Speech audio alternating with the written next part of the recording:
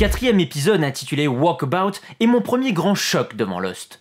Bien plus que le pilote, c'est ce premier épisode centré sur Locke qui m'a définitivement accroché à l'époque. Suivant l'orientation donnée par Damon Lindelof avec Tabula Rasa, le scénariste David Fury, ancien pilier des séries de Joss Whedon, Buffy et Angel, écrit ici un épisode idéal établissant ainsi de nombreux codes de la série. Reprenons la grille de lecture établie dans l'épisode précédent. Dans Walkabout, le centre de l'épisode est Locke qui nous est présenté comme un homme charismatique et dans son élément sur l'île, alors qu'il était dans son passé un homme seul et malheureux. I'm flying to Australia at the end of the week, and I bought 2 tickets.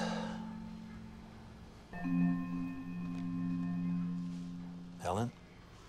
John, we've talked about this. I like I you, know. and I've enjoyed talking with you these so have I. past few months. 8 months. I'm not allowed to meet customers. L'enjeu thématique est le dépassement de soi, à travers les séquences avec Locke bien sûr, qui grâce à l'île s'extirpe de sa condition, mais aussi à travers les différentes scènes nous présentant les autres survivants. Shannon souhaite prouver à Boone qu'elle peut se nourrir seule, Michael souhaite prouver à son fils qu'il peut lui aussi être un aventurier, Jack explique à Rose qu'il faut qu'elle avance. L'enjeu narratif est orienté cette fois sur la survie. Les rescapés de l'Océanique 815 vont devoir chasser s'ils veulent s'en sortir car les stocks trouvés dans l'avion sont déjà écoulés. Locke accomplira cette quête en ramenant un sanglier en fin d'épisode, un peu juste peut-être pour nourrir une quarantaine de survivants affamés. Enfin, de nombreuses nouvelles questions seront posées avec Walkabout, ouvrant la voie aux futurs épisodes. Notons par exemple le passage où Claire retrouve des photos appartenant à Saïd. I thought I'd lost this. Thank you. Sure.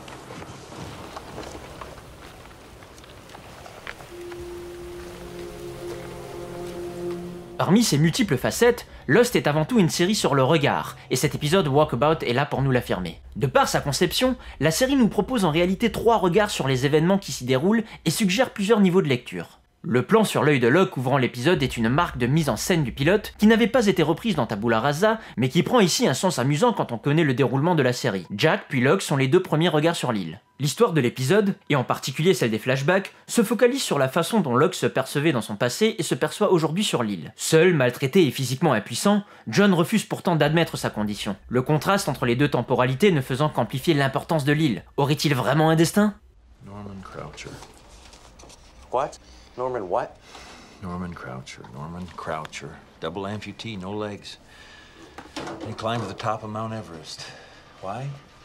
It was his destiny. Sa réplique « Don't tell me what I can't do » en français « Ne me dis pas ce que je ne peux pas faire », qui devient récurrente, décrit à elle seule le personnage de Locke et ses motivations. Aussi, la référence à Norman Croucher, double amputé qui gravit des pics de l'Himalaya, sonne après coup comme un indice sur la condition de Locke. Elle fait également écho à de nombreux discours inspirants tenus par des coachs / businessmen, encourageant au dépassement de soi. Le parallèle avec l'initiation, ou plutôt la contre-initiation que suivra Locke dans Lost, nous donnera plus tard le point de vue des scénaristes sur la question des faux prophètes qui profitent de la faiblesse psychologique de leurs adeptes. John, you can't. Don't tell me what I can't do. Nous découvrons également l'ouverture de l'épisode pilote mais du point de vue de John Locke, cela participant à l'immersion dans son personnage. C'est en décalant légèrement notre regard du point de vue des autres personnages que cet épisode prend une autre dimension. Toute l'introduction, puis l'épisode, nous met à la place de Jack, Kate et les autres, se posant la question « Qui est Locke ?» Le thème du handicap est bien sûr abordé via le personnage de Randy, le supérieur de Locke, qui passe son temps à le rabaisser, ou via l'organisateur du Walkabout qui refuse sa participation. Les autres survivants sont aussi concernés par cette approche. Le regard de Walt sur son père Michael est changé suite à la chasse, Shannon prouve à sa façon qu'elle peut se débrouiller, Charlie a été utilisé et pris pour un con. Enfin Jack, amorçant le prochain épisode, a une sorte de vision d'un homme en costume sur la plage. Qui est cet autre qui le regarde ? Dans la scène précédente, Rose, persuadée que son mari Bernard est vivant quelque part, propose une vision des choses qui vient souligner cet épisode et cette notion de regard, tout en nous guidant sur la suite des événements. About your husband. What? I'm just saying if you wanted to say goodbye to Bernard. Doctor, my husband is not dead. Rose, he was in the tail section of the plane. It broke off in mid-flight. I'm sorry, but everyone who was in the rear of the plane is gone. They're probably thinking the same thing about us. Par-dessus tout, cet épisode donne une place active au spectateur qui sera essentielle tout au long de la série. Le twist final de l'épisode, révélant que Locke était en fauteuil roulant avant le crash, retourne totalement le regard du spectateur sur ce qu'il vient de voir et l'invite à revoir l'épisode avec un autre point de vue. Jamais, lors des flashbacks, nous n'avons vu les jambes de Locke. Voilà pourquoi tout le monde ne croit pas en ses capacités. Voilà pourquoi il semble heureux sur cette île, car maintenant, il marche.